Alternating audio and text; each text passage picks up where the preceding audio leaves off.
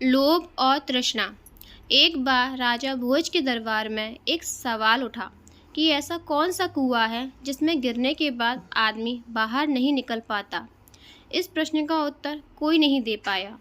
आखिर में राजा भोज ने राज पंडित से कहा कि इस प्रश्न का उत्तर 7 दिनों के अंदर लेकर आओ, वरना आपको अभी तक जो इनाम धन आदि दिया गया है वापस ले लिए जाएंगे तथा इस नगरी को छोड़कर दूसरी जगह जाना होगा। 6 दिन बीत चुके थे। राज पंडित को जवाब नहीं मिला था। निराश होकर वह जंगल की तरफ गया। वहाँ उसकी भेंट एक गडरिये से हुई। गडरिये ने पूछा, आप तो राज पंडित हैं, राजा के दुलारे हो, फिर चेहरे पे इतनी उदासी क्यों? यह गडरिया मेरा क्या मार्गदर्शन करेगा? सोचकर पंडित ने कुछ नहीं कहा।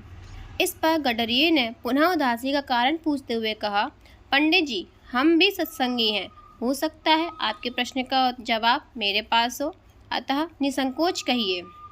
राज पंडित ने प्रश्न बता दिया और कहा कि अगर कल तक प्रश्न का जवाब नहीं मिला तो राजा नगर से निकाल देगा।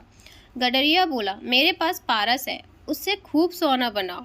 एक भोज क्या, लाखों भोज तेरे पीछे घूमेंगे। बस पारस देने से पहले मेरी एक शर्त माननी होगी कि तुझे मेरा चेला बनना पड़ेगा।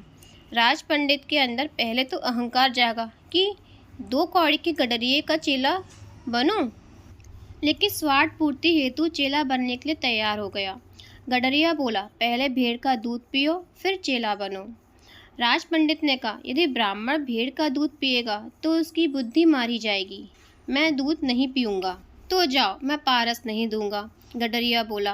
राज पंडित बोला, ठीक है, दूध पीने को तैयार हूँ, आगे क्या करना है? गडरिया बोला, अब तो पहले मैं दूध को झूठा करूँगा, फिर तुम्हें पीना पड़ेगा। राज पंडित ने कहा, तू तो हद करता है, ब्राह्मण को झूठा पिलाएगा? तो जाओ। गडरिया बोला। राज पंडित बोला, मैं तैयार हूँ झूठा दूध पीने को। गडरिया बोला, अब बात गई, अब तो सामने जो मरे हुए इंसान की खोपड़ी का कंकाल पड़ा है उसमें मैं दूध दूंगा, उसको झूठा करूँगा, कुत्ते को चुटवाऊँगा, फिर तुम्हें पिलाऊँगा, तब मिलेगा पारस, नहीं तो अपना रास्ता लीजिए। राज पंडित ने खूब विचार कर कहा, है तो बड़ा कठिन, लेकिन मैं तैयार हूँ। गडरिया बोला, मिल गया जवाब। यही तो कुआं है लोभ का, तृष्णा का, जिसमें आदमी गिरता जाता है फिर कभी नहीं निकलता, जैसे तुम पारस को पाने के लिए इस लोभ रूपी कुएं में गिरते चले गए। राज पंडित अब सब समझ गया था। राधे राधे।